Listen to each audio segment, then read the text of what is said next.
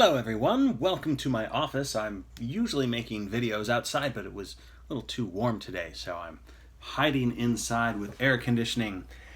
So welcome back. We are talking about things related to writing essays, and today I want to talk to you about something I am calling a response essay.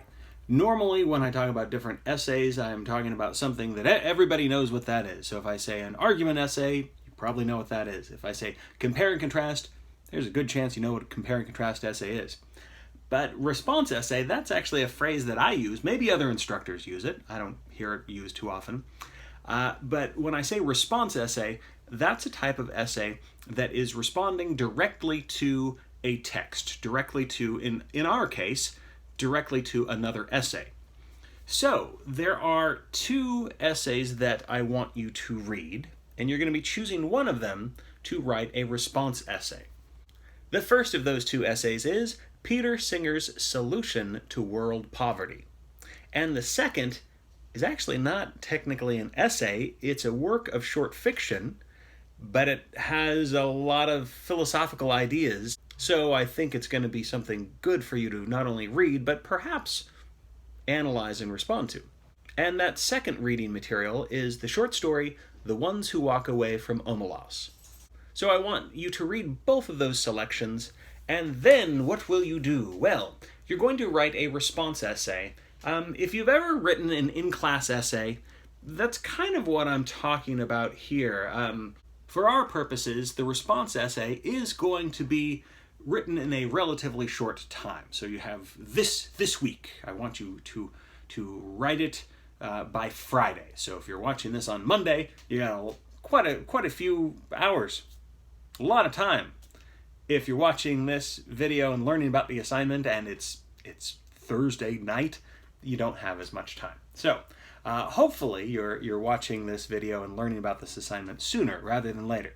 There's different ways to create this response essay, but essentially you are going to read the material and then respond to it by sharing your interpretation of the meaning of the story or of the essay, and then you're also going to try to convince your reader to agree with you or at least understand your viewpoint.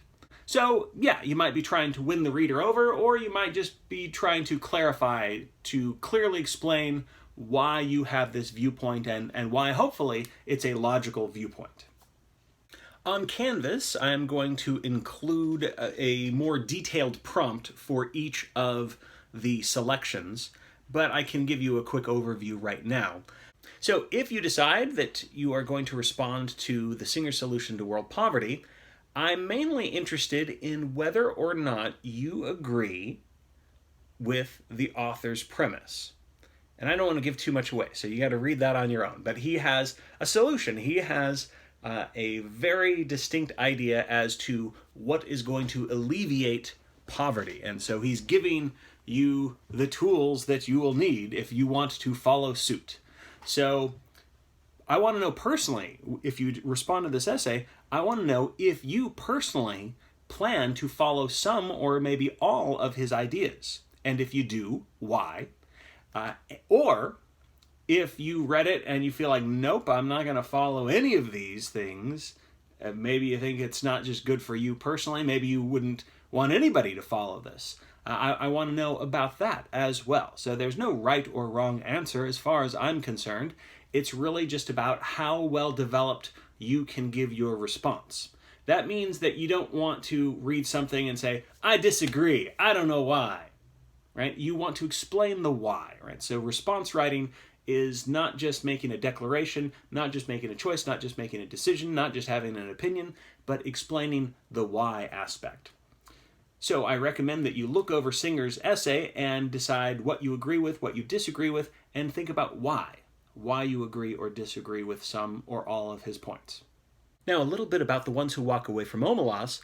This, as I said, is fictional, and the author asks you to help with the creation of this fictionalized science fiction fantasy world. You'll notice the first page is mostly descriptive writing. It's just describing what this world is like, and then as it gets further into the narrative, we see that the author is worried that you're not going to think of this place as a utopian society, as a perfect world, as this wonderful, beautiful, rich, ideal world. A fantabulous world to live in. That's what she wants you to think of. So she will ask you to use your imagination with her to come up with a place that is amazing. Different books from the science fiction genre often establish worlds that are meant to be seen at first as fascinating and ideal and perfect societies. But if you've ever read any of those kind of books, like maybe The Giver, then you know that it might seem like it's meant to be idealistic, but there's something underneath the surface. There's something that is maybe actually restrictive, or something that maybe is just plain terrible. So The Ones Who Walk Away from Omelas has something like that beneath the surface. Giving a little bit away, but I will stop. No more spoilers from me. That's all I will say. And so the question that I have for you is basically about that and what you would do. Again, it comes back to what you would do personally if you were in this society. So a couple of things about this assignment. It's meant to be written quickly, so you are not spending weeks and weeks writing this. It's meant to respond to one piece of material. That means that I don't want you to include any outside quotes. I don't want you to read Singer's Solution to World Poverty and then go online and see what the experts say, or maybe do your own fascinating research. We're going to be doing research later. Right now, I just want you to be quoting from nothing else but this, what we call the primary source, right? The essay that you're reading, it's just going to be you and that essay. So that's all. So no outside quotes. Don't do outside research. This is important because I want to make sure that you're writing something that is not what we consider plagiarism. So you're not taking the ideas from anybody else. It's just you and Peter Singer's essay, or you and Ursula K. LeGuin's story, The Ones Who Walk Away from Omelas. Does that make sense? Leave me a question if you have any concerns about that. It's just your ideas and responding to what's on the page. And the last point is that this can and should be personalized, in that you are writing about your thoughts and your opinions. Now, you're still trying to persuade us, right? You want us to understand and maybe, hopefully, be persuaded to agree with your interpretation. So you're sharing your opinion, and ultimately you're trying to convince us, or at least influence us, so that we understand and perhaps agree with your point of view on this.